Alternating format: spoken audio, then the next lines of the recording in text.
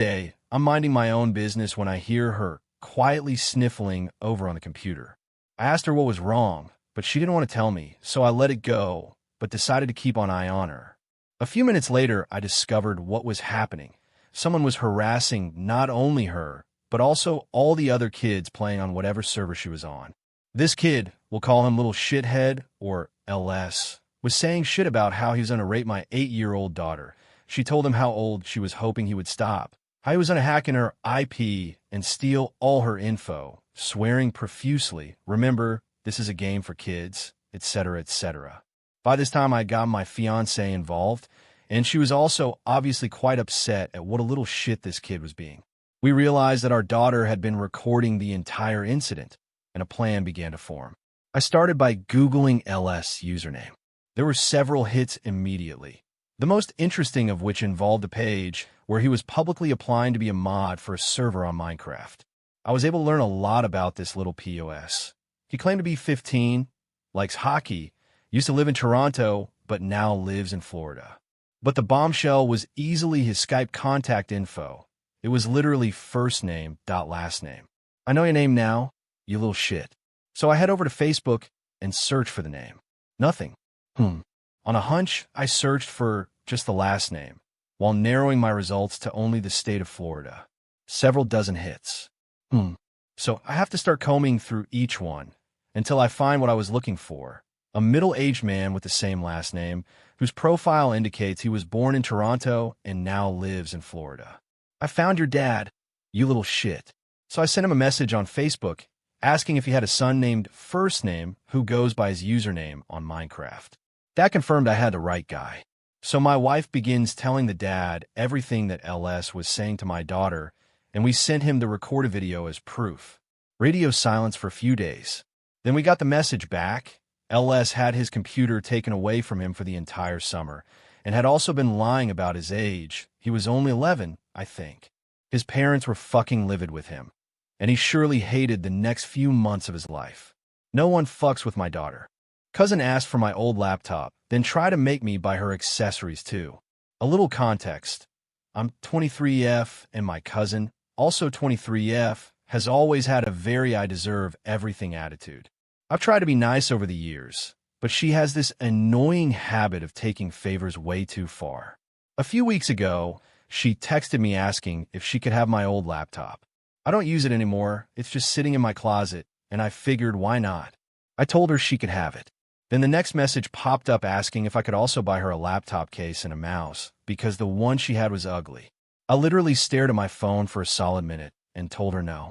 She was getting the laptop, but she could buy her own accessories. Her response was that since I was giving her the laptop, it wasn't really usable without those things, and that she shouldn't have to spend money on something I was giving her. Reddit, I can't even. She's literally asking me to give her something I don't need and pay for brand new accessories because she thinks they're ugly. I ended up just handing her the laptop without the accessories. She got quiet for a day. Then when we met in person, she gave me a passive-aggressive thanks and immediately started complaining about her old mouse. Am I crazy for thinking this is ridiculous? I felt like saying I already gave you a laptop, what more do you want from me? But I didn't want to start a huge fight. Seriously, how do people get this bold? Karen stole the wrong seat. My son and I are flying out. I booked the aisle and window in case the flight wasn't full. If it was full, we would let the middle person choose aisle or window. We get to our row, and there is someone in the window. We check our seats. She looks away, pretending she doesn't see or hear us. It's fine for us, since we were going to take the middle seat anyways. Then this guy comes and says he has the middle seat in our row. I explain we have the aisle and the window, but this woman sat down first. Turns out she had the middle seat on the other side. Now she's squished between two large dudes. She didn't even steal the correct side. Retail really can be like that. I, 50F, have seen some videos where retail workers talk about entitled customers, and as someone who worked retail in my early adult years, I can attest to it. I worked in a chain shoe store when I was 18 to 23. I was assistant manager by the second year, so was often in charge of closing the store with at least one other person. Our routine was to start some of our other closing duties 30 minutes before close, straightening merchandise, putting stuff away, etc. So when we locked the doors, all we had to do was vacuum and count the drawer. One night a customer, we will call her EC, comes in 5 minutes before closing.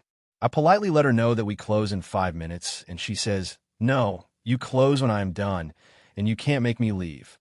She proceeds to browse, try on shoes, makes a mess, and is seemingly deliberate about taking her sweet time. We can't count the drawer with her there, but we need to get the closing duties done, and we are worried because the company really hates overtime. So we start vacuuming. We are supposed to be out 30 minutes after closing. EC gets upset, tells us we can't do that. She is still shopping. We tell her we closed 30 minutes ago, and we really need to have her complete her shopping. She finally decides she doesn't like anything, so leaves her mess, doesn't purchase anything, and walks out. We obviously got out late and had to explain to the manager the next day why. If you think retail workers are making these stories up, they aren't. People are just like that sometimes. Coworker tried to make me tone down my outfit because she didn't want to be outshined.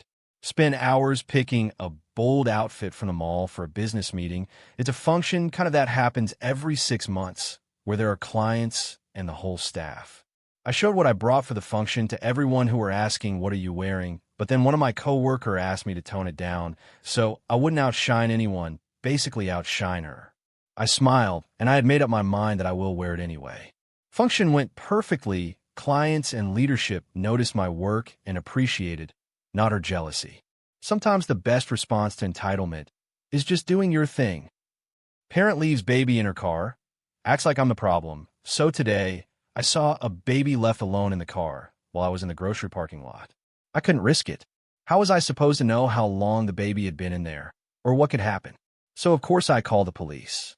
She comes running out of the store when she sees them by her car, apparently located by announcing her plate over the store PA. And then she's fuming. Her excuse? My baby was asleep. I didn't want to wake him up. I was only out for 5 minutes. Yeah, sure. You never know what can happen to a baby in 5 minutes.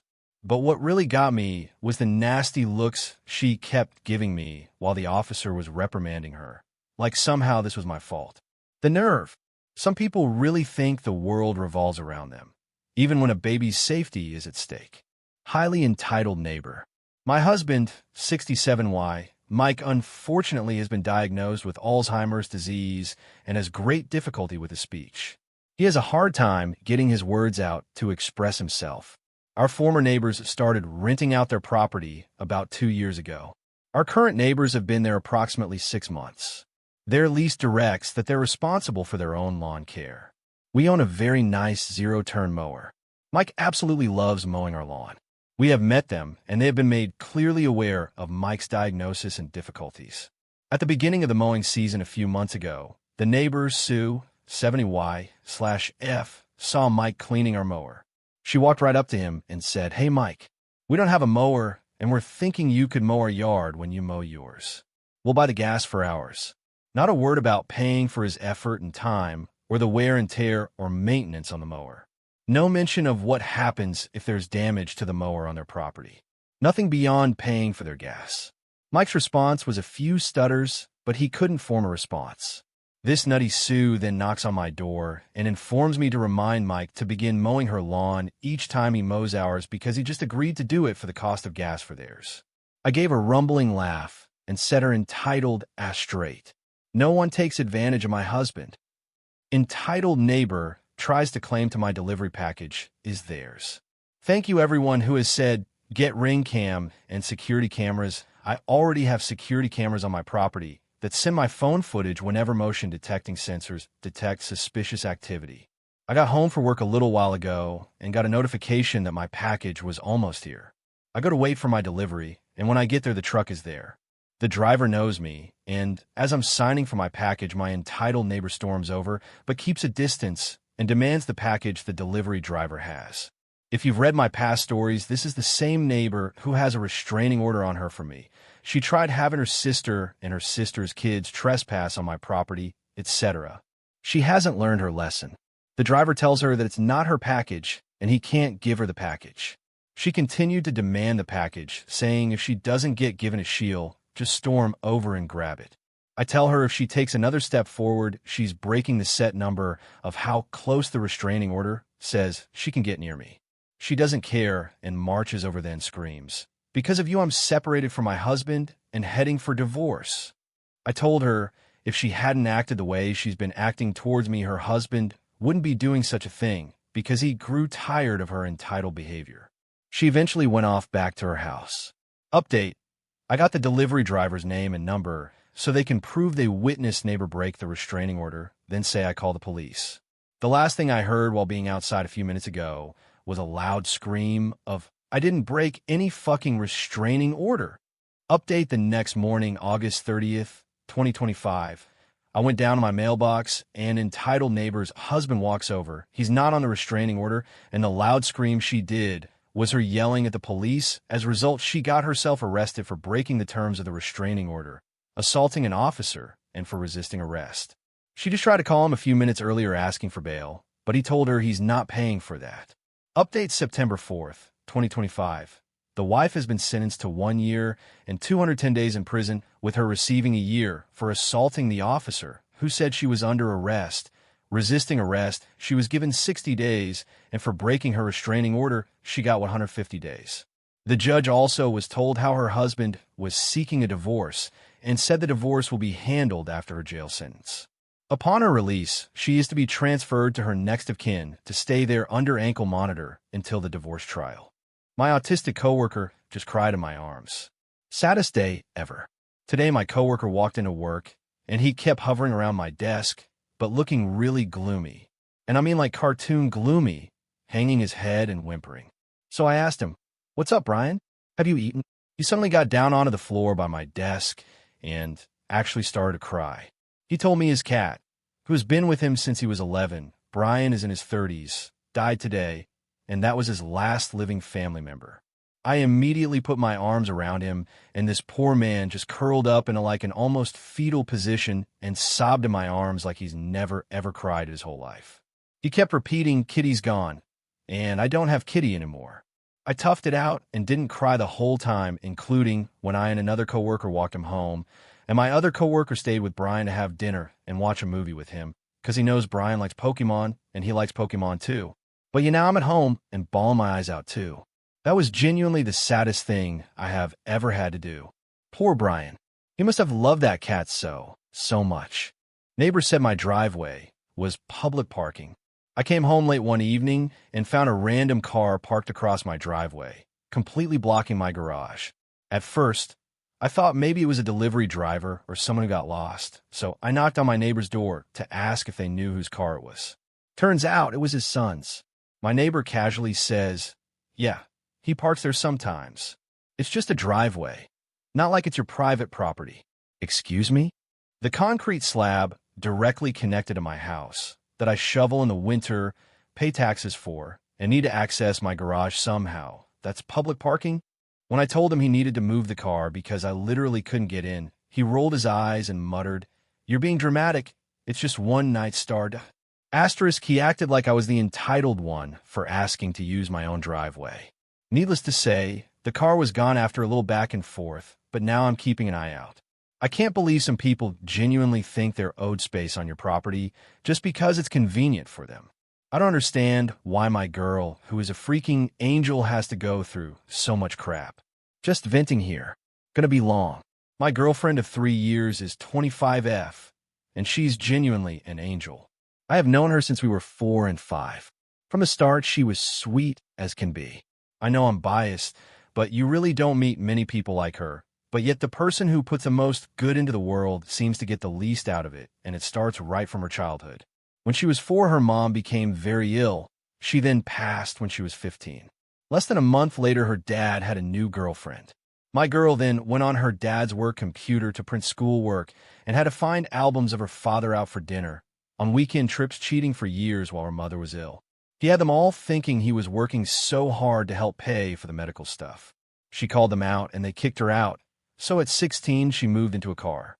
When she lived in her car, she said the scariest/worst parts were bad storms, and getting her period and having no access to pain management and period products. She could have just been mad at the world, but now she makes care packages for the women's shelter/homeless women with all the stuff she was missing. Oh, and she also started a Facebook page in her hometown for people to post if their pets are missing/what areas/what they like, and for 7 years has spent free time helping people find them. She has successfully found like 7 or 8 dogs and a few cats. All because she said if she was scared of the storm, she worries about lost pets out in the storm too. She's always there for everyone, especially her friends, and I will never understand why they leave her out so much. It was her 25th birthday on Friday, which prompted this post. Tonight was supposed to be girls' night.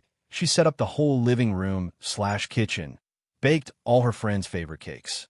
Literally all 6 got their own special cake. None showed up. Not one of them. All texted with excuses last minute. I can almost guarantee they are at a bar, because she is the only one who doesn't drink. They have in the past pressured her to go out when she invited them over and always ask her to drive them around when they're drinking.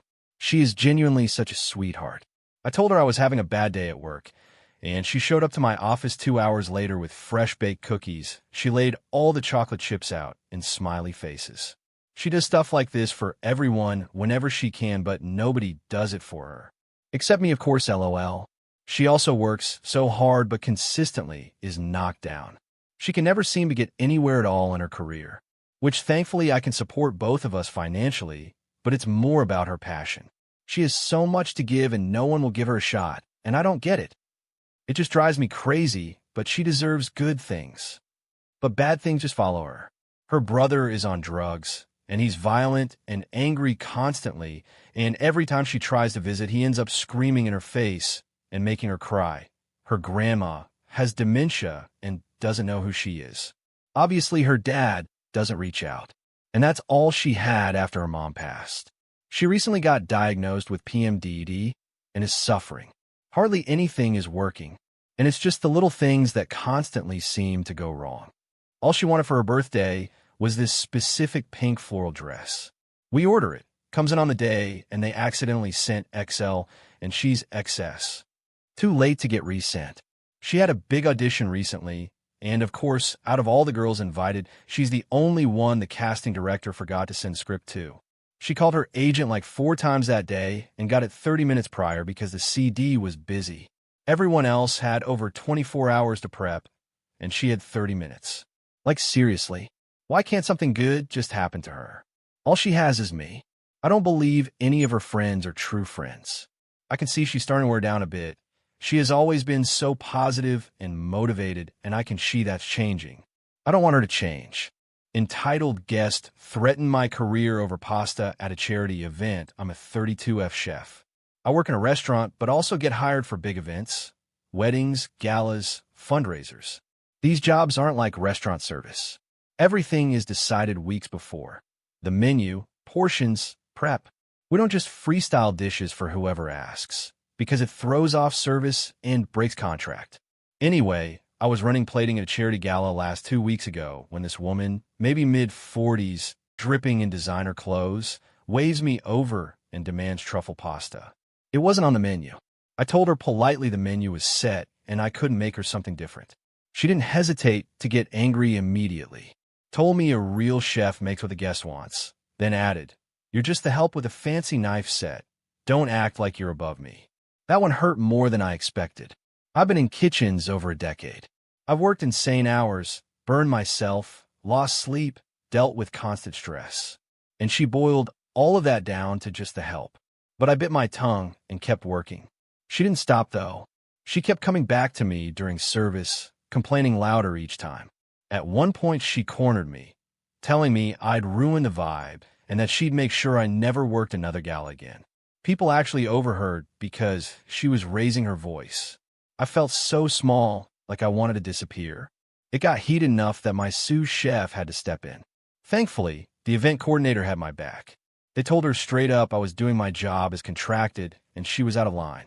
Still, word got back to me later that she's been talking trash about me. My pregnant wife works in the medical field. Got a call a couple days ago that she hurt herself and her arms were hurting and starting to go numb.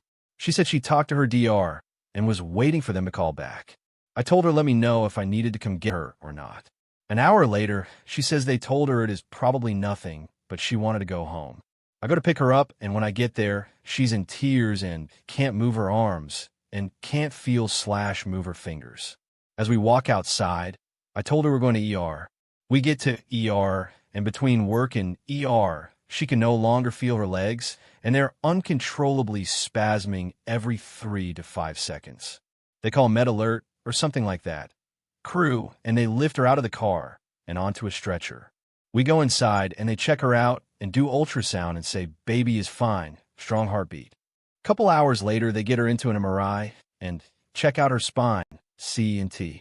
The results come back, clear with no visible signs of damage. We've been here for 36 hours, and they are clueless, neurologist's exact word, as to what is going on. She can't feel or move anything below her chest. She can move her arms up to her wrists, but can't move her fingers. No twitch, no squeeze, or anything else. The doctor is saying she doesn't think it will be lasting, but she can't guarantee anything. At this time, I'm terrified and beyond scared that she may not walk again or have any use of her extremities. I'm trying to stay calm and strong for her, but when she sleeps, I find myself, more often than not, in tears. I walked downstairs and broke down talking to a stranger, and he stopped me and gave me a hug, and I couldn't help but cling to him, probably longer than he would have liked. If you're a praying person, please send one our way. Updates. We discussed GBS with a neurologist, and doctor both agreed to rule it out. Their reasoning was this was rapidly onset, not gradually. It also started in her hands/arms and later moved to her legs/feet. GBS generally starts over time, in the feet first, and then works upwards. I asked about transverse myelitis. They ruled it out also, but don't remember the reasoning. They're performing a lumbar MRI currently. The neurologist wanted to get a complete picture of everything to help rule things out. He also ordered a LP to rule out things like meningitis. Apologies for the short update. I only had a few minutes to write this out. I'll update again as I get more info. My hag of a stepmom gave away my PlayStation 4 while I was away in college. So I rent out her house while she was on her honeymoon with her newest husband. I have been reading lots of Reddit lately, especially entitled parents, but made a new account when I came across this page. I never thought I'd actually try to contribute something. Until now, Reddit has just been my guilty morning coffee read. So here goes. I'm an only son. My mom died of ovarian cancer at only 55 5 years ago. It broke my dad's heart. They had been together since college and were the same age, with my dad being a month older. I'm 22 and am about to graduate college with my degree in chemistry when the main events start to occur. I went to college on a full ride scholarship. This is important later. My dad met my now stepmom when she was my mom's nurse at the hospital where she spent her final days. My stepmom, Grace, played all the right notes to gain my dad's trust. She was empathetic to him, nurturing, comforting after my mom passed. I was 17 and old enough to sense that she was just trying to weasel her way into getting my dad's resources, but it was up to my dad if he wanted to be in a relationship with her. I was in my final year of public school and had just won a scholarship to attend college out of the country the following year. My dad mourned my mom for a year, and that whole time Grace would check in on him by phone every month or so, in my opinion, to scope out the possibility of sinking her hooks in him. After a year passed, Grace took the gloves off and went hard after my dad. Grace was only 40 when she and my dad started seeing each other. I didn't like her, but at the same time, my dad at least didn't seem so depressed anymore. So I tried to be less pessimistic about her and give her the benefit of the doubt. In my gut, I didn't trust her, though. But we are Scandinavian, and at least in my family, the son does not tell his father what to do or even offer any opinion. Grace is from the Czech Republic, if you're wondering. My father was a very successful banker during his career and amassed quite a portfolio of wealth. I'll spare you the details, but after 6 months of dating, Grace and my father are married. My dad never really got over my mom, though, and he was getting weaker and weaker, even though he was only 57. Since his health was fading, he called me to him and asked me point blank, "Boy, what do you need to set you up in this life?" I told him I don't need anything. I'm a man and can take care of myself, but what are you even talking about, Dad? You're going to be around for decades yet. I did remind him that he had living sisters with children, my aunts and cousins. I also reminded him that I had a full scholarship to college, so don't worry about giving me any cash. He was dead only a year later at 59. I, of course, have seen lots of Hollywood movies, so I consider the conspiracy theory that maybe my dad's nurse wife poisoned him and made him sign over all his money to her. But I really honestly do not think that's what happened. Other relatives didn't like Grace either, but they knew my dad was totally in love with my mom and that her death utterly broke him. Well, long story short, my dad bequeathed his 5-bedroom house to me, even though I wasn't expecting it and didn't ask for it. He gave a small endowment to each of his sisters and their children. He left about 80% of all his existing money to Grace, which amounted to several hundreds of thousands of dollars.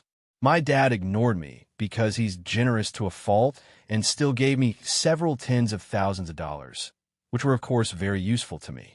Grace tried to put on a friendly front, but I could tell she was angry as hell that she didn't get my dad's house too.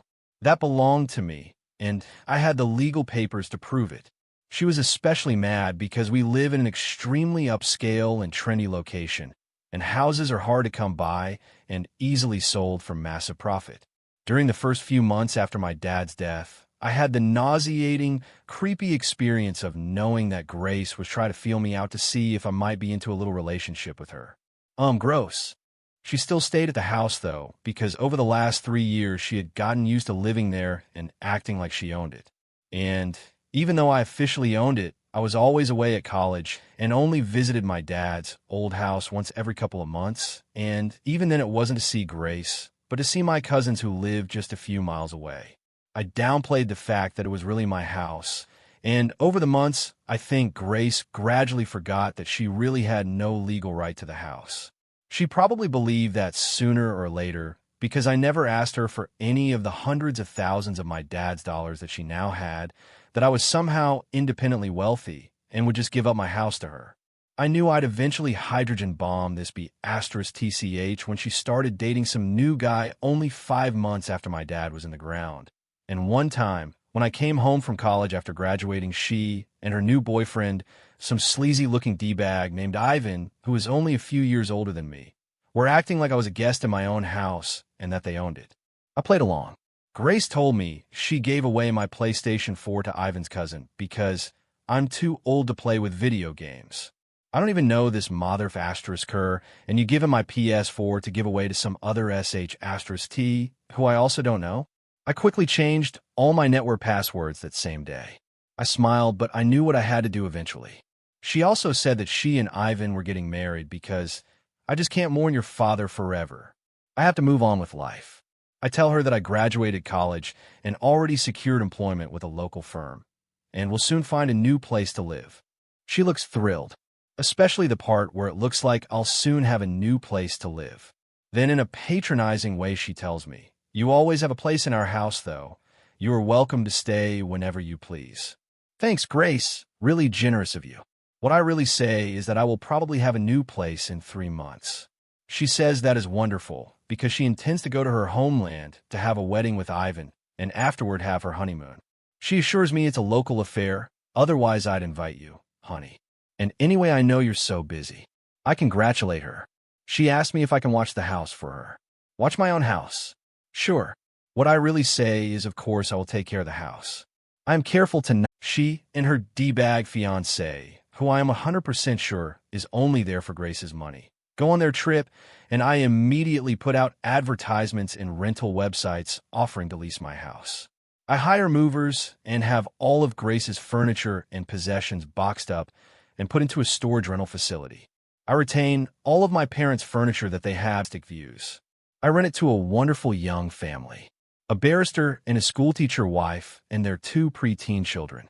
They pay me their first and last month's rent and sign a lease for a year. I warn them about my crazy stepmom who thinks this is her house, but I present them with contact information to my lawyer, the same lawyer my dad retained, in case they need any assurance that I'm on the level. I also give my lawyer the information about the storage facility, including the fact that I generously paid 4 months of storage in advance, which is a whole month longer than Grace's Czech honeymoon adventure. I then found a great apartment in the city near my new place of work. There I met a woman in a restaurant I frequent at night after a long work day. We have been dating 6 months now, and are engaged to be married. Grace, of course, tried to shriek and cause trouble when she realized she got kicked out of my house, but my lawyer quickly shut her mouth without my having to ever speak to her garbage face again. From what I hear, her and her trash husband left the country, and I assume they're blowing through my dad's money and will soon be broke like chavs usually become when they taste a little bit of what they think is the good life. So maybe Grace will go and try to exploit some other lonely man into giving her his money. Speaking of money, the house that I rent out is generating so much money that I not only am able to help pay for my cousin's college, but I moved into a larger apartment of my own together with my fiancée. I love my job, but really, I could survive solely on renting my dad's old house. And to think, if Grace had only been cooler and nicer, I might have let her stay at the house, just to be a good sport. And definitely if she stayed the hell out of my room. But no, she had to act all proprietary, so I had to make her homeless as a wedding gift. Postscript. I bought another PS4, even though I didn't even use my old one that much. It didn't matter. It wasn't for Grace to give away. You don't give away other people's things. You give away your own things, which is why I chose to kick Grace out of my house. Because it's mine, and I decide who stays there. I hate my lying influencer neighbor. My neighbor is an influencer who makes her money selling an image, but it's all a lie. Her socials show her as a humble mother living a small country life. She has a small home, some land, amazing views, and a lovely old farmhouse. People always comment about how she makes it look easy, and she'll say something like all things are possible with God. People look at her page, and it definitely makes it seem like being a mother to 8 kids and running a farm is easy. She even homeschools all of her kids. I see mothers in the comments stating that they can barely do it with 3. They don't know how she does it. She says you just need to have faith, and God will give you the strength. That is hard work, but a humble life is important. Anyway, she lives on $2 to something $1 million property, while she owns a second house twice that size on the coast. Her photos are very strategically taken to make the rooms look small. She has live-in nannies. All of her children have tutors, a cleaning staff. They have people who work the farm and care for the animals, and all the photos of her on the land with the old farmhouse in the distance. That house, that's my house in the background. She's even flown drones over my property, video that shows up in her pages acting like it's hers. We fit the poor, humble homestead look, I guess, where her house screams money, so you never see it on her socials. I get that she's selling an image and not a reality. But I dislike dishonesty, and I hate that it feels like we are almost complicit. I hate seeing moms in the comments saying I think they want a homestead, but they're worried they can't handle it, and her telling them it's not as hard as they would think and suggest they buy her oils to have more energy or help with fatigue. So they too can have a life like hers. It just gives me the ick so much, and I hate to hate anyone, but I hate it. I think I ruined what was supposed to be the best year of my life. I hate myself so fucking much, and I can't stop crying. I'm 19. I've always wanted to join the military ever since I was a kid. I remember being bullied for it, and 8 years later I made it, and I became the first from my family to join the military besides my grandfather, and my parents, family, friends were all so proud. During that time, I'd come out of a traumatic relationship, and immediately, being an idiot, got attached to another girl, but it was also because she shared the same hardship with me, and she'd self-harm, and I really wanted to be there for her. Instead of delaying my training date, I went on with it and go through training being attached to something outside that was not really stable. I told the instructors if anything happened with her, I'd leave just to be there for her.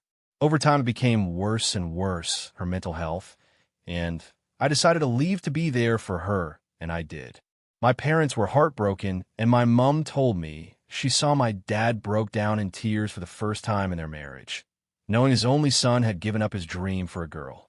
I was selfish and said I knew better than them. I broke their hearts, the people who supported my journey all the way for a girl I'd known for only a few months. I met her online on a game, and she was from another nearby country, but I went to her after I left, and the first few days were good. It quickly deteriorated, and she started blaming me for everything out of sudden and treat me like I was nothing. In the end, we broke up, and I was left so broken I became alcoholic. Even till now, I'm still craving alcohol, but I'm in a country that doesn't really allow it at the moment. I try to recover by traveling everywhere, and I try to fix things with her, but it didn't work, so I tried to commit just 2 months ago. I still feel like it every day. I try to find a reason to live. I'm so fucking miserable, and I try to recover, but I can't. I try new things, talk to new girls, nothing worked. Today, I was video calling a girl I thought was really similar to me in personality and stuff. I was so happy. We literally had a lot of fun, and we're supposed to meet as she lived near me in my home country. Guess what? No explanation, no nothing. She blocked me everywhere right after we called after knowing each other for a while and openly admitting we like each other. Fuck my life so much. I can't seem to get anything right. I dumped my childhood dream, which was giving me so much money and a better life. I'm back at a place I do not like that I tried to escape so badly. Even traveling or being away doesn't help. I tried applying for a civilian job for the first time, and I can't seem to get any because I have no qualifications whatsoever or experience. Military was my first job. I try to find a purpose or some motivation, but I just can't. Every day feels like it's a struggle, and I feel stuck. Can't get a job, stuck somewhere shitty, can't get a girl, I have no friends at all now, and every time I always realize that I'm miserable. I'm sorry. The extremely unlikely adventures of Dave, the delivery guy. Chapter 1. The Wrong Turn. Dave didn't consider himself special. He wasn't particularly tall, muscular, or brave. His greatest achievement in life so far was managing to eat 2 entire burritos in under 3 minutes to win a bet. He was just Dave, a delivery guy for quick drop parcels, a company that was neither quick nor good at dropping parcels in the right place.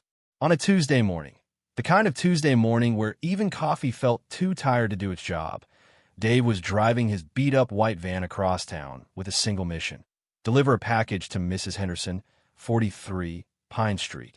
That's when his GPS spoke. Turn left in 100 feet. Dave frowned. Left? That's not right. He glanced at the screen. It was glowing weirdly, like someone had set the brightness to nuclear sun. The voice repeated, firmer this time, turn left. Now, Dave squinted out the windshield. The only left was a dirt path that definitely wasn't on any city map. It was marked with a crooked sign that read, absolutely do not enter. No deliveries. Seriously, Dave pulled over. Okay, this seems like a bad idea. Mrs. Henderson's house is literally straight ahead. The GPS hissed like a cat in a toaster. Then it spoke in a tone Dave didn't like one bit. Do you want to get fired, Dave? Dave blinked. Excuse me. Do you want to get fired? Dave swallowed.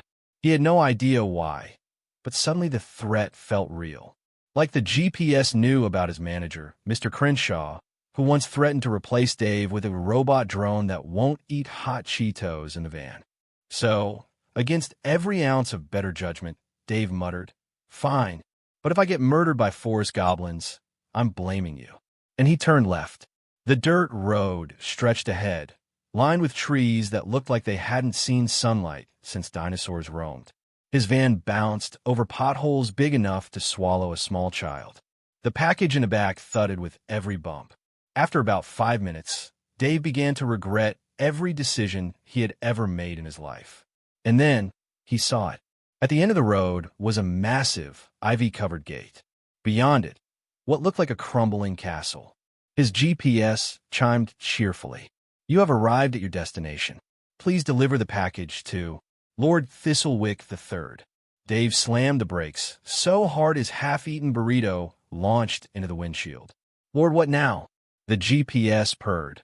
Lord Thistlewick III. And don't keep him waiting. Dave stared at the gate, then at the package in the back. He wasn't sure what terrified him more, the haunted-looking castle or the thought of losing his minimum wage job. With a long sigh, he unbuckled his seatbelt. All right, Dave, he muttered. Time to see if haunted castles tip in cash. And with that, he grabbed the package and walked toward the gate. Chapter 2. Lord Thistlewick III. The gate creaked open all by itself, which, in Dave's opinion, was never a good sign. Gates that opened themselves usually led to one of 3 things: ghosts, lawsuits, or someone asking if you've accepted the Dark Lord into your heart. Dave stepped through cautiously, clutching the cardboard box like a makeshift shield. The castle loomed ahead, gray and mossy, with windows that looked suspiciously like they were glaring at him. Crows circled the tallest tower, cawing in a way that sounded almost like don't go in. Yup, Dave muttered. Definitely goblins. Or worse, a cult. He trudged up to the massive front doors, which were carved with fancy swirls and, weirdly enough, what looked like a chicken wearing a crown. He reached for the knocker, but before his hand could touch it, the doors flew open. Standing there was, well, a butler, but not the usual kind. This butler was 7 feet tall, had skin the color of moldy parchment, and eyes that glowed faintly red. He bowed stiffly. "Welcome, Mr. Dave.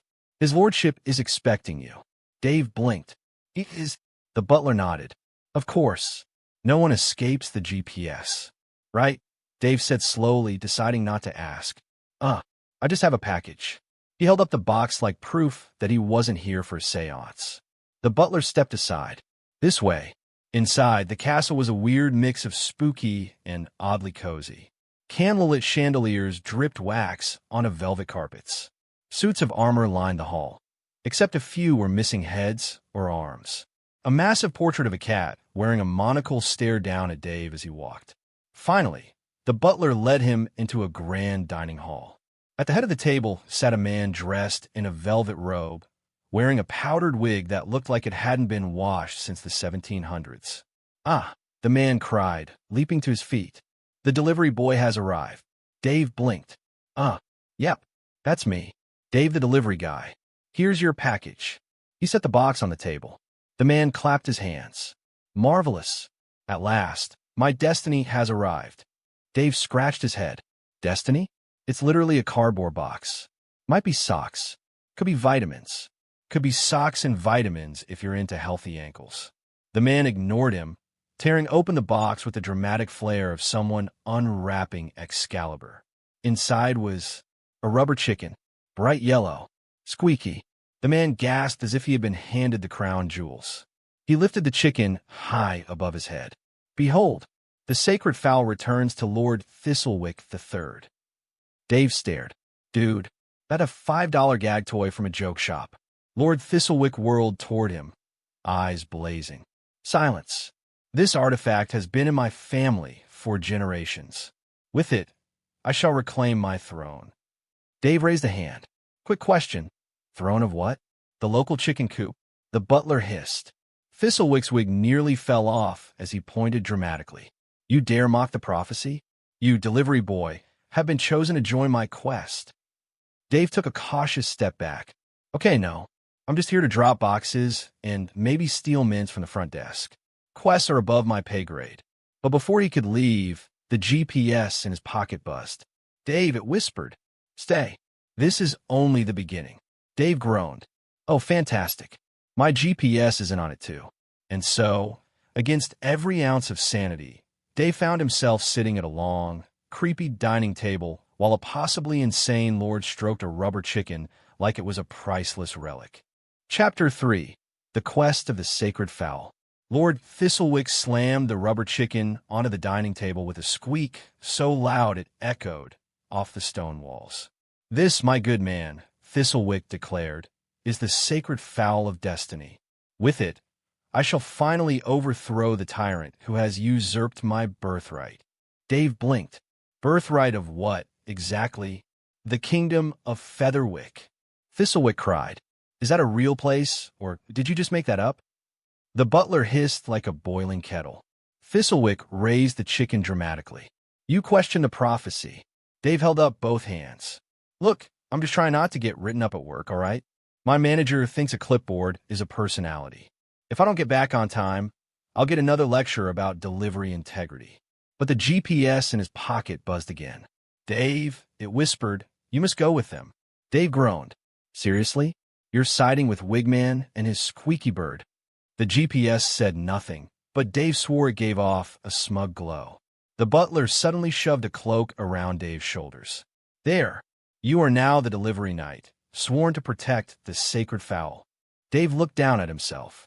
The cloak was clearly a moth-eaten shower curtain. "Yeah, this screams professional knight to me. Super intimidating." Thistlewick leaned in close, eyes blazing. "Delivery knight, you must accompany me on my journey. Together, we shall reclaim my throne, restore my honor, and finally, shut up Gerald." "Gerald?" Dave asked. "My neighbor," Thistlewick thundered. Always mocking me, always mowing his lawn at dawn. He must be vanquished. Dave rubbed his temples. So let me get this straight. You want me to risk my life, in wherever, so you can get revenge on your HOA neighbor? Exactly. Dave sighed. He thought about the alternative, going back to his job, where Crenshaw would yell at him for misdelivering a package to apartment 3B instead of 3A. At least here, the worst that could happen was death by medieval cosplay. Fine, Dave muttered, but I'm not fighting anyone before I've had lunch. Splendid, Thistlewick cried, squeezing the rubber chicken triumphantly. Our quest begins at dawn. Dave looked at the dark windows. It's already dawn. Then we ride immediately. Ride what? Thistlewick grinned. The steeds await. Outside the castle, tied to a crooked post, were two donkeys. One looked half asleep. The other was chewing on the gate. Dave stared. Seriously? They are noble beasts, Thistlewick said proudly, climbing onto the half-asleep one. The butler handed Dave a rope. His donkey immediately sneezed on him. Yeah, Dave muttered, wiping donkey snot off his jacket. This is exactly how I picture my Tuesday. And with that, the most unlikely quest in history began. One eccentric lord, one skeptical delivery guy, one butler with glowing eyes, and a rubber chicken that squeaked with every step of the donkey. Chapter 4. The First Stop. The donkeys clopped down the dirt road at a pace so slow Dave could have walked faster backward. Every few steps, Thistlewick would hold the rubber chicken aloft like it was leading them to glory. It squeaked each time the wind shifted, which really killed the whole majestic quest vibe. Where exactly are we going? Dave finally asked, bouncing uncomfortably on his donkey. To the Tavern of Eternal Wisdom, Thistlewick declared. There, the seer of snacks shall guide us. Dave frowned. The seer of snacks. Yes, Thistlewick said proudly. A being of infinite knowledge, who accepts only one form of payment.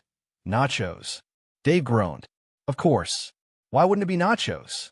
After about an hour, and 3 donkey-related near-death experiences, they reached a crooked wooden building with a flickering neon sign that read, Ye Old Snack Bar and Prophecies. Inside, the tavern smelled like stale popcorn and regret. A handful of very tired-looking adventurers sat at tables, sipping from mugs labeled Unlimited Refills, 1 gold coin. Behind the counter stood the seer, an old woman wearing sparkly sunglasses and a giant sombrero. She stirred a bubbling cauldron of cheese dip with frightening intensity. Thistlewick dropped to one knee. O wise seer, we seek your wisdom. The seer didn't look up. Do you have nachos? Thistlewick turned to the butler. The butler produced a paper tray of nachos from somewhere. Dave decided not to ask. The seer's sunglasses glowed. She plucked a single chip from the tray, held it to the light, and whispered, Extra cheese. Your future will be spicy.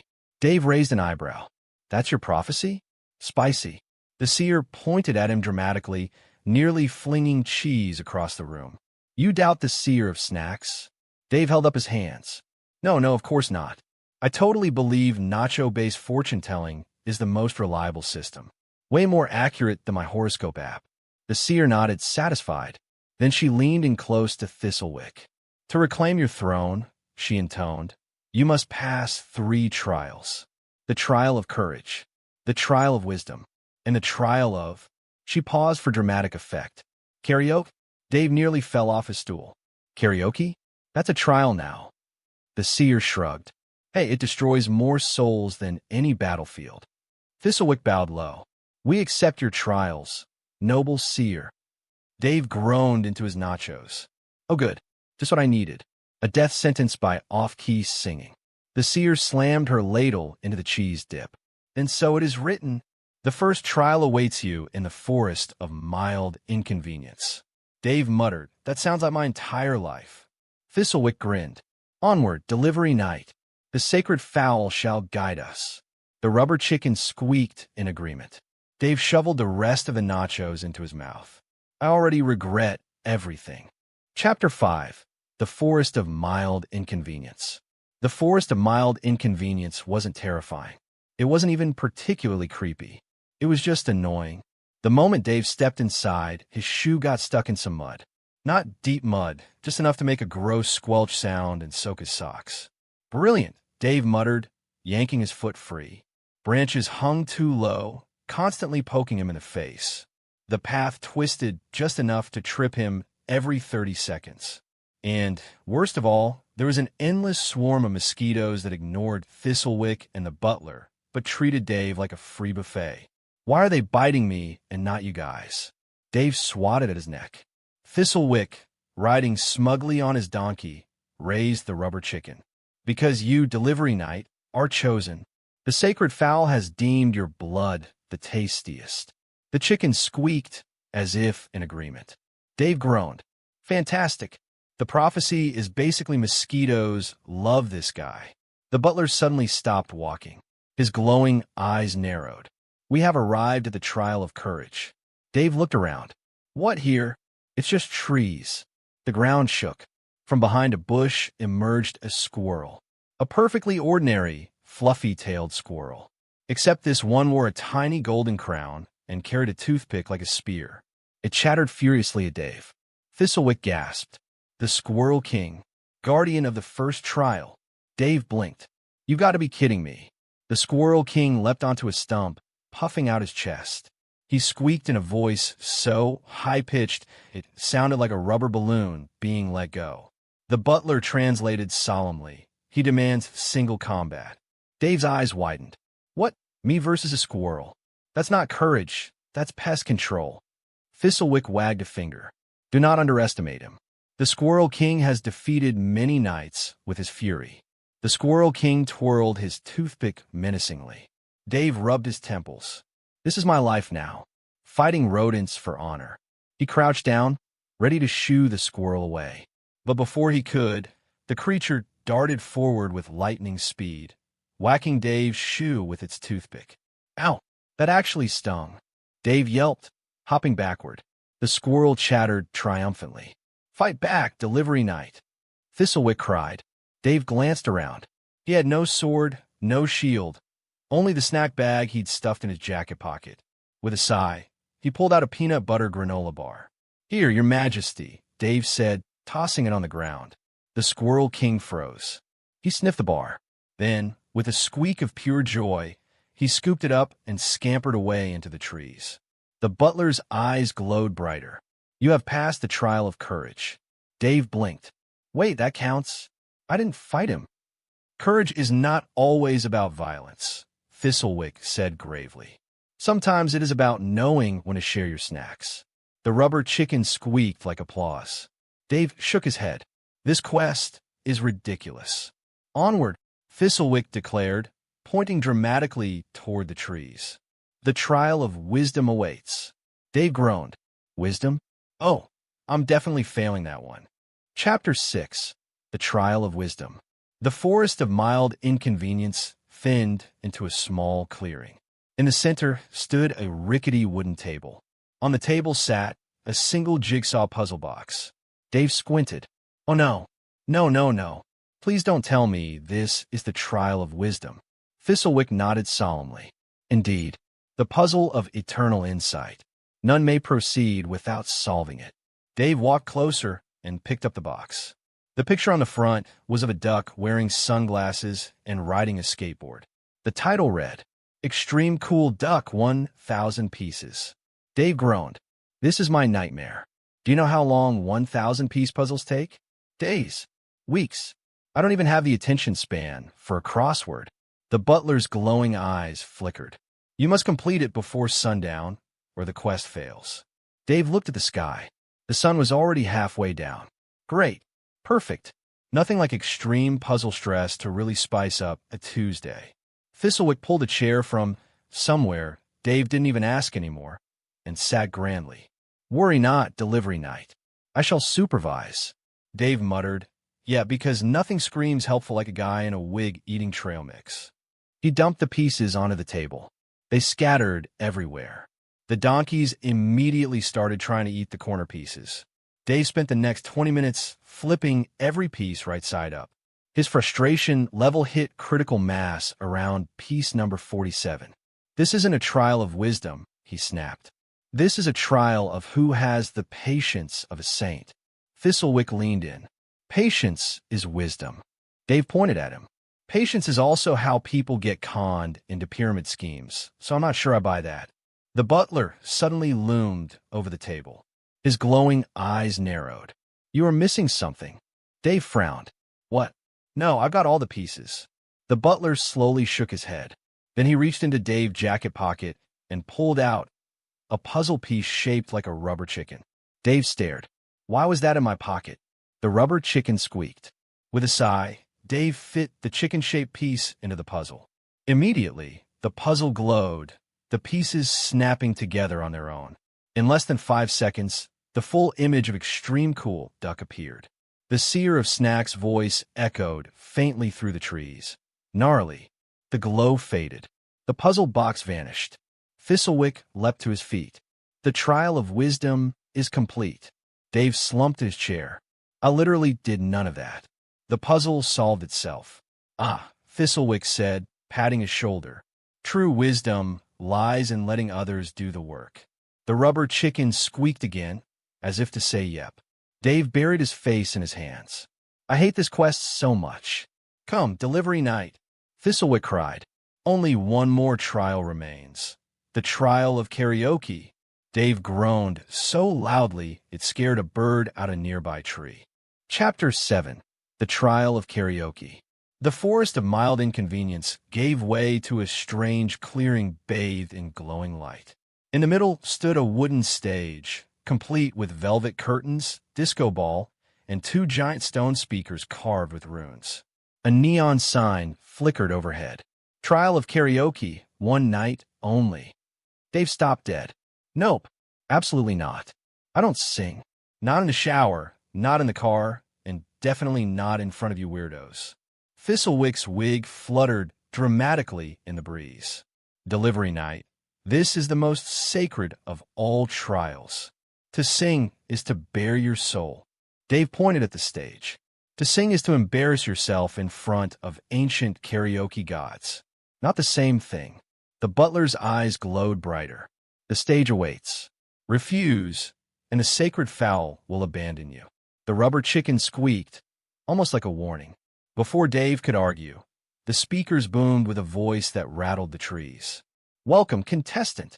Step forward and sing your song. Dave muttered under his breath. I should have stayed at my delivery job. At least there, the worst thing that happened was someone yelling about their Amazon package being late. The butler shoved him gently toward the stage. Dave stumbled up the steps. A glowing microphone appeared in his hand. The voice boomed again. Choose your song. A magical screen floated above the stage, scrolling through titles. Ballad of the Banshee. Don't Stop Believin' in Dragons. Bohemian Rhapsody. Orc Remix. Rubber Chicken Funk Anthem. Dave groaned. Are these my only options? The screen froze on the last one. Oh no, Dave whispered. Oh yes, the voice replied. The disco ball spun. The speakers blared funky bass. A beat dropped so hard Dave felt it in his bones. He clutched the mic. His palms were sweaty. Okay, I can do this. He started singing. At first, it was awkward. His voice cracked, his timing was off, and his donkey brayed in the background like an off-key backup singer. But then something strange happened. The rubber chicken on Thistlewick's lap began squeaking in rhythm. The beat synced with Dave's words. The forest itself seemed to hum along. Dave's confidence grew. He leaned into it, belting out the chorus of the ridiculous rubber chicken funk anthem. His voice wasn't good, but it was passionate. By the final note, he was practically screaming into the mic, sweat flying, hair sticking up like he'd just run a marathon. Silence. Then the forest erupted in applause. The donkeys stomped their hooves. The trees rustled like clapping hands. The seer of Snack's voice echoed faintly. Encore. The booming voice declared. The trial is complete. You have the soul of a funk warrior. The stage vanished in a flash of light. Dave stumbled back into the clearing, panting. Thistlewick clapped him on the back. Magnificent. Truly, you sang like a man possessed. Dave collapsed onto a log. I've never been more humiliated and also weirdly proud. That was awful. I think I loved it. The butler bowed. The 3 trials are complete. The path to Gerald now opens. Dave groaned. Oh great, we've done all this for a neighbor feud. The rubber chicken squeaked like a battle horn. The final stage of their ridiculous quest had begun. Chapter 8. Enter Gerald. The forest path widened until it spat them out into suburbia. Dave stopped in his tracks. Wait, this is just a cul-de-sac. Sure enough, there were neatly trimmed lawns, identical mailboxes, and one guy power washing his driveway. It was about as threatening as a pancake breakfast. Thistlewick gasped dramatically and pointed. Behold, Gerald's fortress. Dave squinted. That's a split-level ranch house with vinyl siding. The butler's eyes glowed ominously. Do not be deceived. Great evils lurk within. As if on cue, Gerald emerged from the garage, pushing a lawnmower. He wore cargo shorts, tube socks, and a baseball cap that read number 1 neighbor. Gerald waved cheerfully. Morning, Thistlewick. Nice wig. Thistlewick clutched the rubber chicken like a holy relic. Fiend, you dare mock my lineage. Gerald adjusted his cap. Nope, just complimenting the shine. Really brings out your cheekbones. Dave blinked. This is your mortal enemy? He seems normal. Gerald noticed Dave and smiled. Hey there, you must be the new pizza guy. Dave sighed. Close enough. Gerald leaned against the mower. So what's he got you doing this time? Some kind of quest again? Last month he tried to knight the mailman. Dave rubbed his temples. Wait, again? As in this happens a lot. Oh yeah, Gerald said. Thistlewick's always pulling new recruits into his little adventures. He lowered his voice. Don't take it personally. He's harmless. Just really bored. Thistlewick stomped forward, wig bouncing. Lies. You usurped my throne. Gerald rolled his eyes. Throne? Buddy, it's a porch chair. You left out on trash day. I claimed it. That's how it works. Dave turned to Thistlewick. Wait, this entire quest, all the trials, the karaoke humiliation, was about a lawn chair? Thistlewick puffed out his chest. It is not a lawn chair. It is the throne of Featherwick, symbol of my dynasty. Gerald shrugged. Still comfy, though. I use it for barbecues. Dave dropped onto the curb, staring into space. I fought a squirrel for this. The rubber chicken squeaked softly, like it was apologizing. But then Gerald's tone shifted. He leaned in, lowering his voice. Listen, man, he's harmless, but lately, there's been something weird. Dave frowned. Weird? Gerald nodded. Yeah, his butler. That guy creeps me out. Eyes glowing all the time, muttering about destiny. It's like he's running the show, not Thistlewick. Dave glanced at the butler, who stood silently behind them, glowing eyes fixed on the horizon. For the first time since the quest began, a chill ran down Dave's spine. Thistlewick, oblivious, raised the chicken high. Come, delivery night. The final battle begins now. Dave muttered, I'm starting to think I'm in the wrong sitcom. Chapter 9. The Final Showdown. Kind of. The cul-de-sac had never seen such chaos. Thistlewick rode his donkey into Gerald's yard like a medieval general entering battle. The rubber chicken squeaked with every bounce. Dave followed behind, half walking, half tripping over the uneven curb, while the glowing butler silently floated beside him. Gerald, still holding a garden hose, looked mildly annoyed. What's with the parade? Thistlewick raised his arms dramatically. This day shall mark the return of the throne of Featherwick. Dave groaned. Again, it's a chair. A folding chair. The butler whispered to Dave. Prepare yourself. The greatest threat is not the neighbor. It's what the sacred fowl has awakened. Dave blinked. I thought the sacred fowl was just a rubber chicken. The rubber chicken squeaked violently. Then, suddenly, the air shimmered. From the grass rose dozens of small, squeaky rubber chickens. Hundreds of them, bouncing, flapping, squeaking, and charging toward Gerald's porch. Ah! Gerald yelped, spraying the hose like a fireman fighting an army of yellow invaders. Dave jumped back. I think your final showdown involves a chicken apocalypse. Thistlewick shouted, Defend the throne. The butler's eyes glowed red. Use your delivery night skills. Dave stared at the rubber chickens. His delivery night skills usually involved dropping boxes in the right mailbox, not fending off a flock of squeaky poultry. Still, He grabbed a broom from Gerald's garage and started swatting. Squeaks rang out across the neighborhood. One chicken flew directly into Thistlewick's wig, knocking it askew. The Lord yelped, waving the rubber chicken above his head for guidance. Dave ducked another airborne chicken and muttered, "I've delivered a lot of packages in my life, but never like this." Gerald finally gave up with the hose. "You know what? Keep your chair. Just tell your rubber chicken to take a nap." The rubber chicken squeaked once, then settled on the ground like it had heard reason. The dozens of small chickens followed suit, flopping onto the lawn. Dave wiped his forehead. "Victory? Is that victory?" Thistlewick slowly lowered the rubber chicken, eyes glistening. "Yes, we have reclaimed the throne of Featherwick." Gerald shook his head. "I don't even want to know. Just please don't let this happen again." Dave leaned against the porch, exhausted. "I'm never complaining about delivery complaints ever again." The butler floated next to him and said, voice calm but ominous, "The sacred fowl thanks you, delivery night. Your journey has only begun." Dave groaned. "Great. Can't wait for Chapter 2 of this nightmare." Chapter 10. The aftermath, sort of. The sun was setting over the cul-de-sac, painting the suburban homes in soft pink and orange. Birds chirped, dogs barked, and a suspiciously heroic rubber chicken perched atop the reclaimed folding chair. Dave slumped against a mailbox, staring at the chaos they'd caused.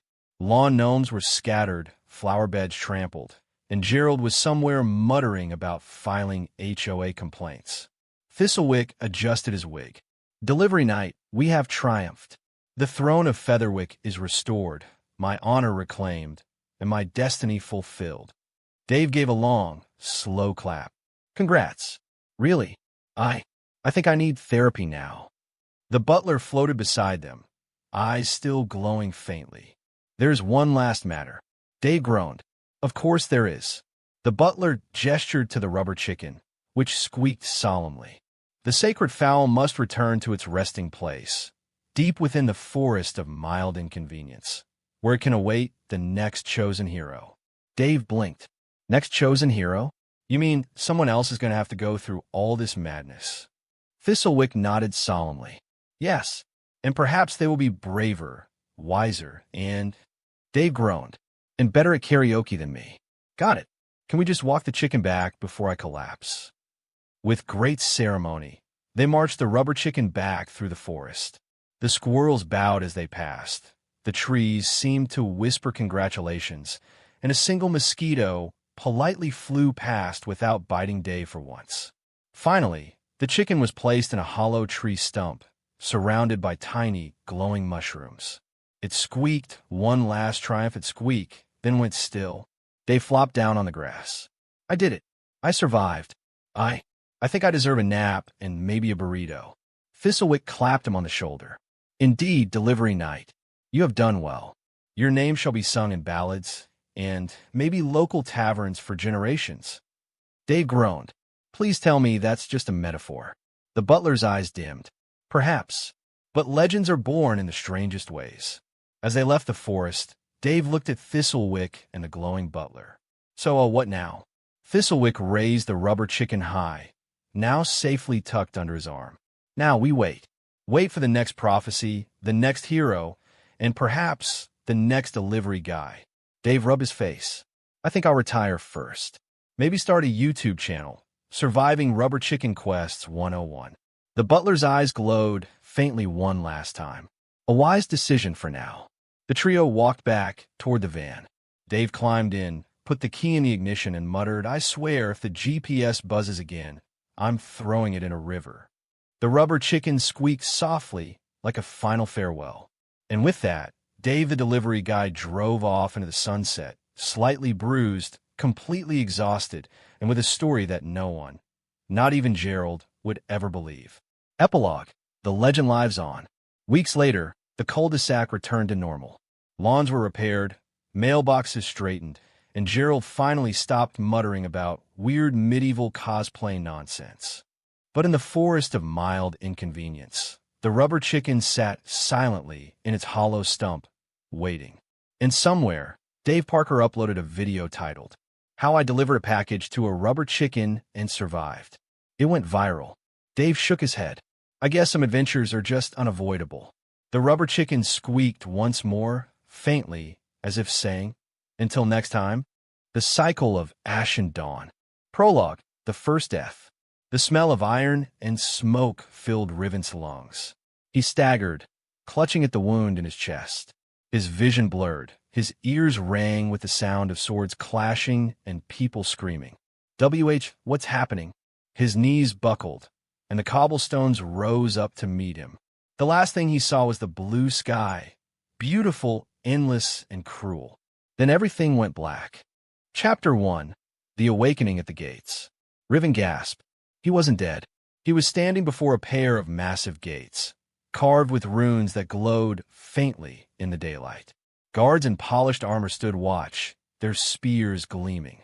Beyond the gates stretched a vibrant city, stone buildings, colorful banners, the chatter of merchants. What is this place? Riven whispered. He remembered falling asleep at his desk, his computer still glowing with the RPG he had been playing. Yet everything here felt real. The breeze brushing his skin, the scent of bread from a nearby stall, the roughness of the dirt road beneath his boots. Okay. Don't panic. Dream, hallucination, whatever, just roll with it. He entered the city. Children ran past, chasing each other. A bard strummed a lute on the corner. Knights marched with purpose, their armor clattering in rhythm. For a fleeting moment, Riven felt awe. It was like every fantasy world he had ever loved had come alive. But then chaos. Two mercenaries clashed in the marketplace, their swords sparking with each strike. Riven backed away, but he was too slow. A blade cut through the air, and pain erupted in his chest. As he fell, he thought desperately, no, not again. Darkness. And then the gates. Chapter 2. The Weight of Repetition. No way. Riven stood frozen, staring at the guards, the gates, the exact same blue sky. His heart hammered in his chest. I died. I know I died. So why am I here again? He tried retracing his steps, but the day unfolded exactly the same. The merchant dropped his basket of apples. The children ran across the square. The mercenaries drew their swords. This time Riven ran. He ducked into an alley, gasping for air, clutching at his chest where the blade had pierced him last time. Think, Riven. Think. If this is a dream, then maybe you can control it. If this is something else. But his thoughts were cut short. A thief emerged from the shadows, knife glinting. Before Riven could scream, the blade sank in. Blackness. And then the gates. Loop after loop, it continued. He tried warning people. He tried hiding. He tried begging the guards for help. But no matter what he did, the day ended with his death. By the 10th loop, Riven was trembling, his mind fraying at the edges. The weight of repetition pressed down on him. Why me? He whispered. Why won't it stop? Yet in his despair, one truth became clear. If he was trapped in this nightmare, then he had to find a way to break it. Chapter 3. The Cloaked Girl. On his 11th reset, something was different. Riven noticed her in the corner of the square. A figure wrapped in a cloak of deep midnight blue. Silver strands of hair spilled from her hood, shimmering under the sunlight. While the rest of the marketplace bustled with noise and chaos, she stood unnaturally still, like a statue that had been placed there for centuries. Riven's instincts screamed at him. She doesn't belong here. He hesitated, torn between curiosity and fear. He had wasted too many loops already running from death. Maybe this girl was another trap, another blade waiting for his throat. But something in her gaze wasn't hostile. It was knowing. For the first time in 11 loops, he approached her. Hey, do you know me? The girl tilted her head slightly. When she spoke, her voice was quiet but sharp, as though it cut through the noise of the market and went straight into his bones. You don't belong here. Riven froze. What do you mean? Her pale eyes locked onto his. The cycle has already begun. You feel it, don't you? The weight of countless endings. The world rejecting your existence. Riven's lips trembled. You know why I keep. But before he could finish, the mercenaries clashed again. A panicked crowd surged forward, forcing Riven away from the girl. He reached out, desperate to hold on to her, but the wave of bodies separated them. Wait, tell me what's happening. He was shoved to the ground. A boot pressed into his chest. Steel glinted. Darkness. And then the gates.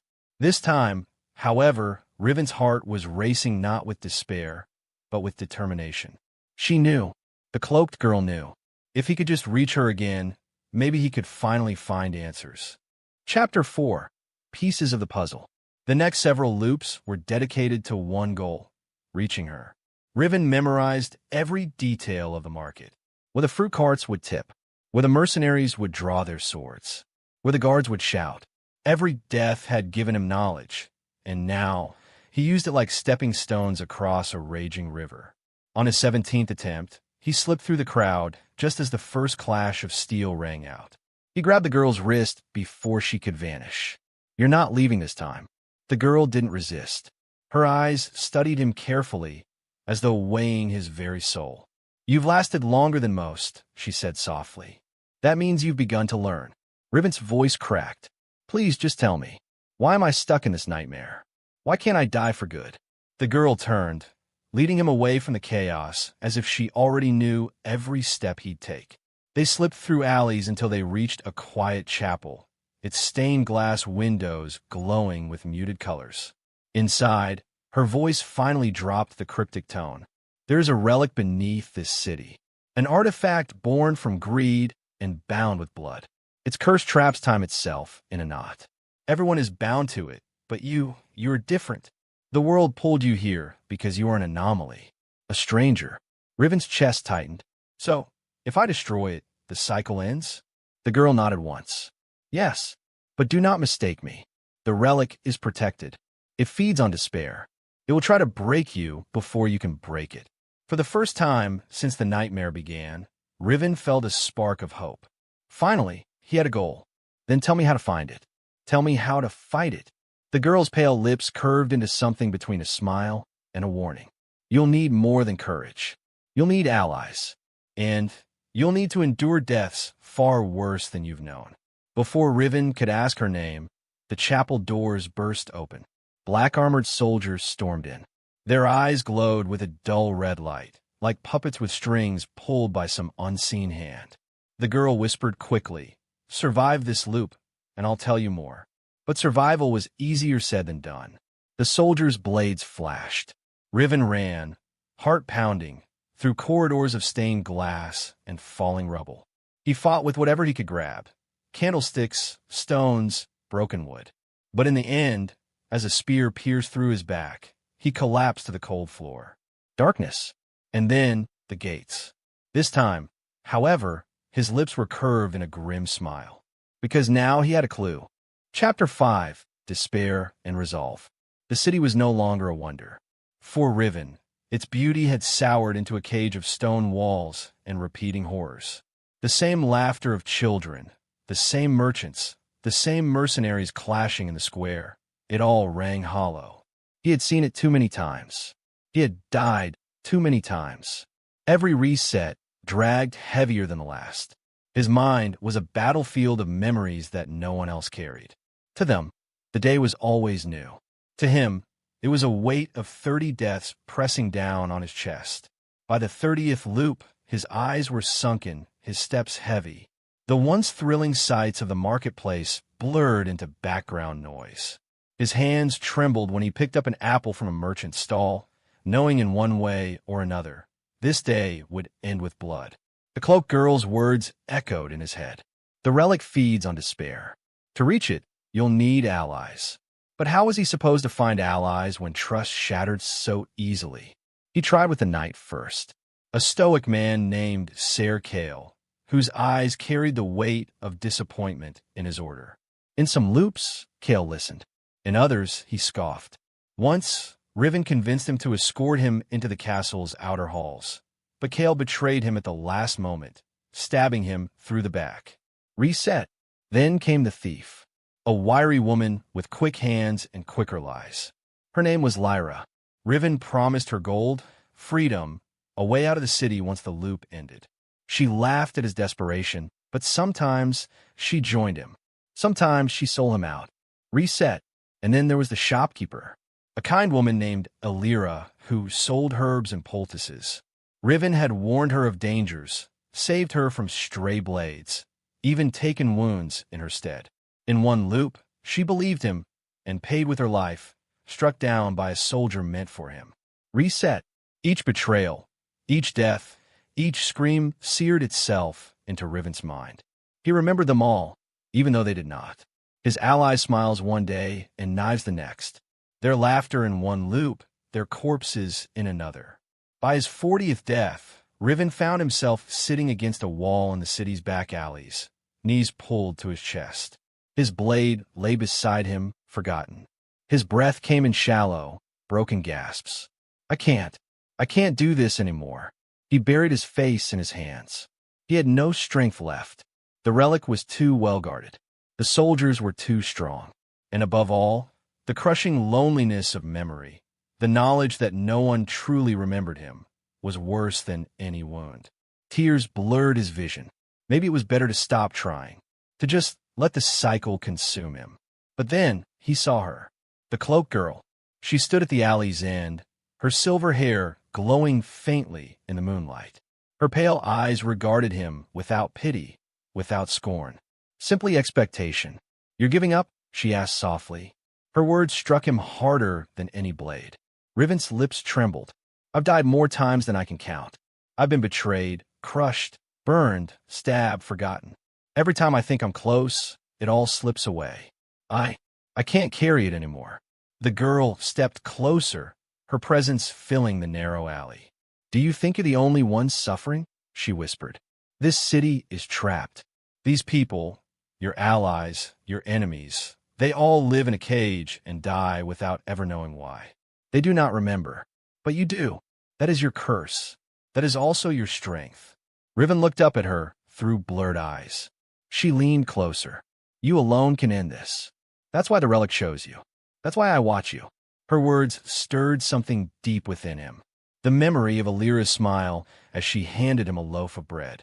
Kale's rare, dry laugh when Riven made a joke. Lyra's mischievous grin as she flipped a stolen coin. They didn't remember him, but he remembered them. And that was enough. Riven gripped his blade again, forcing himself to stand on trembling legs. His voice cracked, but it carried fire. "No, I won't let this curse win. Even if it kills me 1,000 times. I'll break it." For the first time in dozens of loops, the girl's lips curved into the faintest smile. "Then rise, Riven. Your final trial awaits." Chapter 6, The Endless Shatters. The world was collapsing. Riven stood at the heart of the Moonvale archives, surrounded by a storm of tearing parchment and howling spirits. The relic pulsed on the altar before him, a shard of obsidian carved with runes that burned his eyes to look upon. Every heartbeat, it throbbed louder, hungrier, feeding on him. Lyra's voice rang out through the chaos. "Riven, this is it. Either we destroy it now, or we'll never escape." But the cloaked figure emerged from the whirlwind, his violet robes trailing like the wings of a carrion bird. His voice boomed across the shattered halls. "Fool, the relic sustains you. Without it, your cycle ends. Without it, you end." Riven tightened his grip on his blade. His body felt heavy, every muscle screaming from countless battles fought and lost. But his heart blazed hotter than ever. "I'm tired of repeating the same death. Even if it costs me everything, I'll decide my own ending." The figure's eyes gleamed with cruel delight. "Then die one last time, loot bearer." The guardian surged forward, a titan woven of ink, gears, and screaming chains. It filled the air with its endless roar, each strike powerful enough to shake the entire archive. Riven charged. His sword clashed against the creature's arm, sparks raining down. He darted between its strikes, every movement guided by memory. He had fought this monster dozens of times across countless loops, died to its blades, been crushed by its fists. And every time he had learned. Now he was ready. He slashed across its knees, spun past its counterstrike, and leapt onto its chest. With a final, brutal thrust, he plunged his sword deep into its glowing core. The guardian let out a shattering wail before dissolving into a rain of torn pages. The cloaked figure did not falter. He raised his hand, and the relic screamed in response, erupting with black fire. You think yourself free? You are nothing but a puppet on its strings. The flames surged toward Riven, but Lyra threw herself in front of him, raising a barrier of silver light. The impact rattled her to her core, blood dripping from her lips, but she stood firm. Riven, you have to finish this. Her voice jolted him back into clarity. With a roar, he broke past the flames, sprinting straight for the altar. The relic pulsed, as if alive, its surface crawling with veins of crimson. Whispers filled his head, promises of infinite lives, of power without end. Stay. Accept me. You will never die again. Riven raised his blade high. For a heartbeat, doubt clawed at him. What if the figure was right? What if destroying it meant his true death? But then he remembered the countless mornings he'd woken with trembling hands, the friends who never remembered the bonds they'd formed, the fragments of his soul slipping away piece by piece. No more chains. He brought his sword down. The relic shattered with a sound like breaking glass, and thunder rolled across the world. The loop cracked open around him. Memories, deaths, screams, laughter, all bursting outward in a flood of light. The cloaked figure howled, his body unraveling into dust. Riven fell to his knees as the storm consumed everything. The library, the relic, the endless cycle, all of it dissolved into white. And for the first time since this nightmare began, silence. Chapter 7, Ashen Dawn. Riven's eyes fluttered open. The first thing he noticed was the sky. Not the brilliant sapphire of a repeating loop, not the surreal glow of the relic's power, but a soft, golden dawn stretching across the city. He breathed in. The air smelled of morning bread, damp cobblestones, and fresh dew on the banners. It was real. He pushed himself to his feet, legs trembling but unbroken. The streets were alive. Merchants shouted their greetings. Children laughed as they ran past. Knights marched through the square, not an endless, repeating ritual, but with purpose, free to live and die on their own terms. And there was no echo of the loops, no hint of the curse that had haunted him. For the first time, Riven smiled. A soft voice called from behind him. Riven. He turned. Lyra stood on the steps of the plaza, her silver hair catching the morning light. She smiled faintly, exhaustion and relief in her eyes. It's over, she said. The relic is gone. The cycle broken. Riven approached her slowly. I can finally live? She nodded. You can. But remember, the city and its people will forget you. You carried the memories for them, even when they could not. That was your strength. He clenched his fists, a wave of emotion rolling over him. Relief, sadness, triumph. The faces of the fallen, Kale, Alira, the countless loops, flashed in his mind. Though the city would forget them, he would not. Their sacrifices had not been in vain. Well, will I see you again? He asked. Lyra's smile grew faint. I exist outside the loop, Riven. Sometimes paths cross, sometimes they don't. But you have done what you were meant to do. That is enough. She began to fade, light curling around her like smoke. Her last words echoed softly. Live well, Ashen Dawn rises because of you. Riven stood alone in the plaza, the rising sun bathing the city in golden light. The streets, the people, the life, all of it real, vibrant, and unbound by fate. He looked up at the sky, deep and endless, and whispered to himself, This is my beginning. No loops, no shadows, no endless deaths. Only the world, vast and waiting, and the first morning of his true life. The chronoscribe. The whispering archives were, quite literally, Alira's world. She was the keeper of the third sublevel, a place so damp and dusty that even the shadows felt ancient. It was a labyrinth of mildewed parchment and forgotten ledgers, miles away from the digital serenity of the main library. Alira, small and quiet, with ink perpetually staining her fingertips, preferred the silence. One Tuesday, tasked with inventorying a collection of artifacts deemed redundant, a polite term for junk the main museum didn't want, she found it. It was not a grand relic, but a simple box of dark, unpolished wood, about the size of a loaf of bread. Unlike the other ornate or crumbling items, this box was utterly unremarkable. Except for one detail. There was no lock, hinge, or seam visible. It was perfectly, disconcertingly monolithic. Alara ran her hand over the smooth, cold wood. As her index finger brushed the underside, she felt a subtle vibration.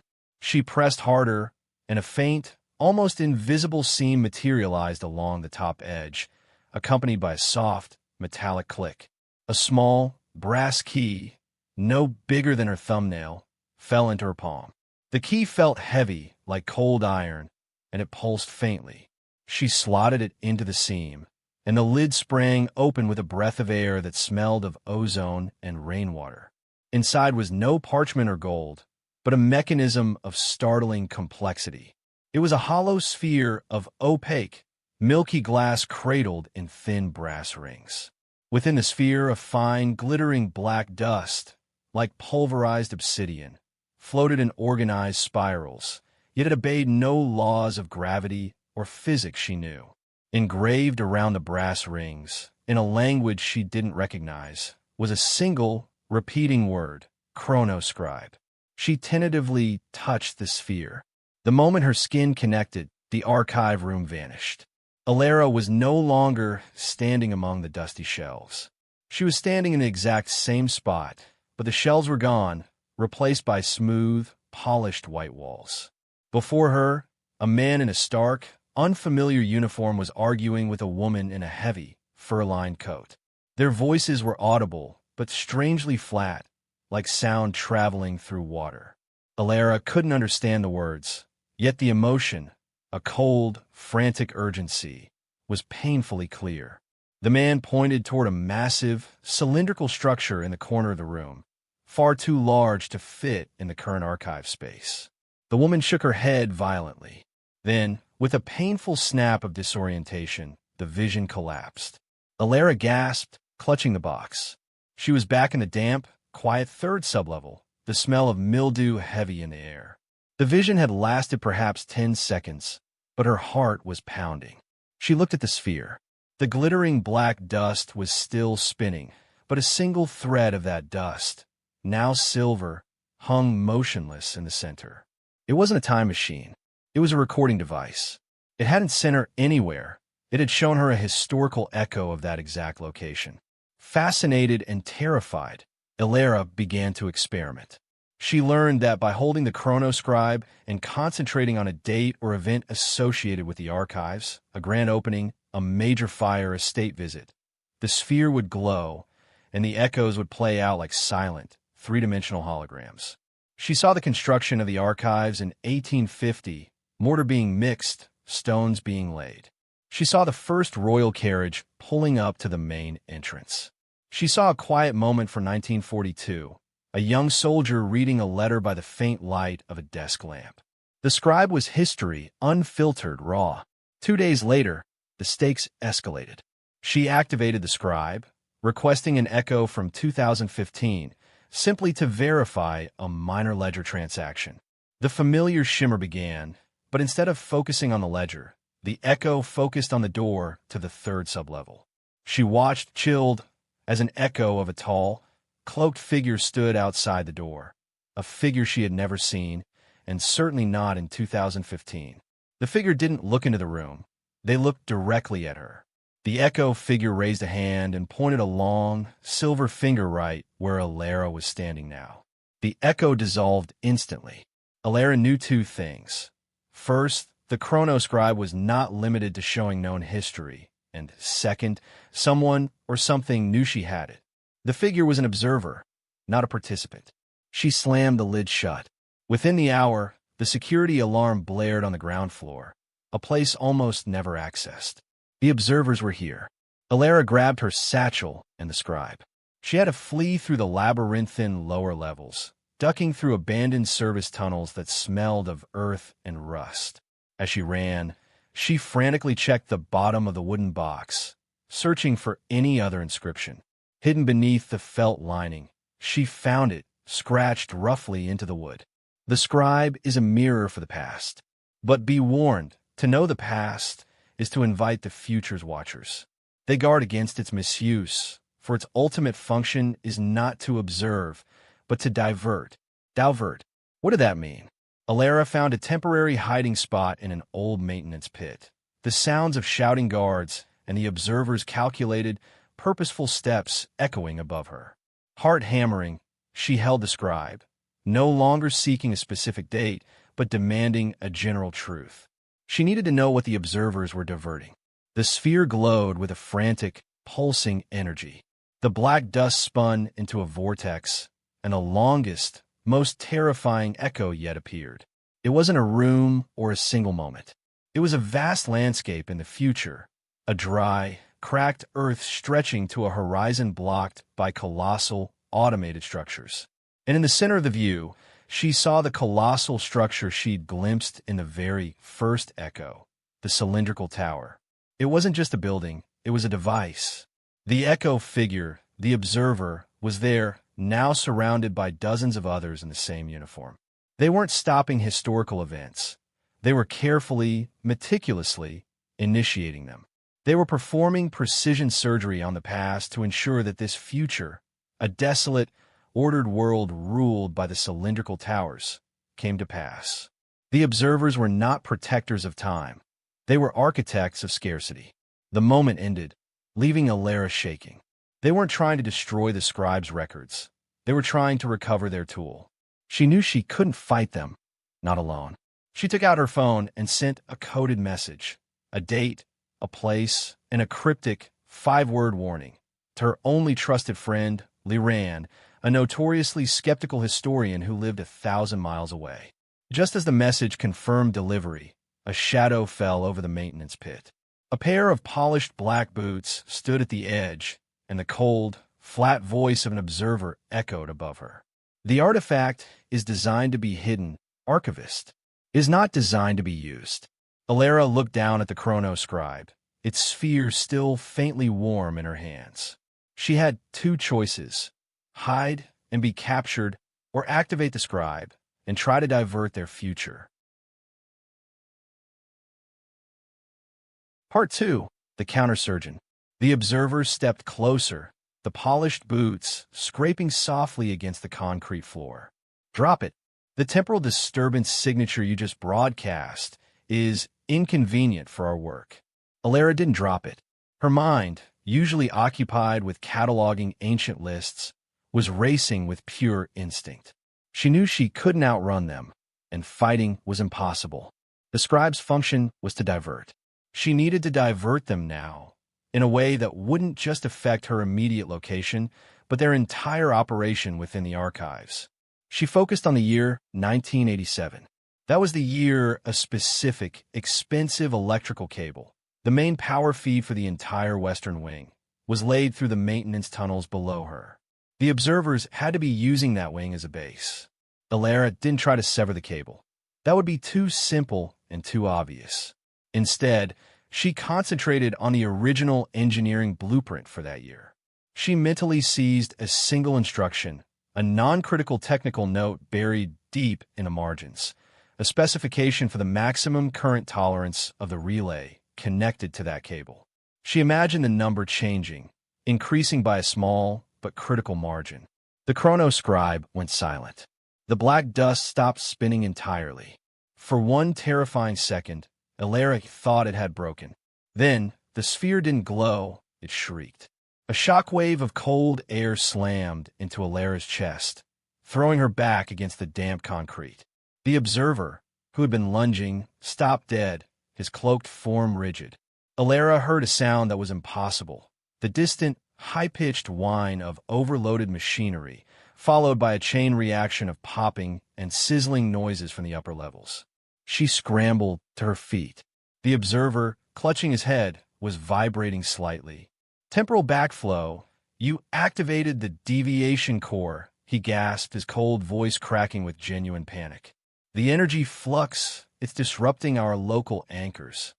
The change in the 1987 blueprint hadn't severed the power, but it had altered the historic baseline tolerance of the modern system they were using. Now, their high-tech, future-powered equipment was pulling far more power than the building's historically defined limits could safely handle. initiating an immediate, massive system failure across their forward operational base. The observer staggered, reaching for Alara. She dodged him, scrambling up the ladder from the pit, the scribe clutched tightly in her hand. The tunnels were now loud with chaos. Shouted orders, the rush of panicked security guards, and the sound of distant, grinding metal as automated doors locked down. Alara ran toward the nearest public exit, ignoring the shouts of the remaining archive security detail. She needed distance, and she needed Liran. Alara met Liran 2 days later in a crowded cafe at a major international rail hub, a place where one face was instantly forgotten in favor of the next. Liran, a towering man with perpetually worried eyes and a PhD in ancient civilizations, bought her a strong, black coffee.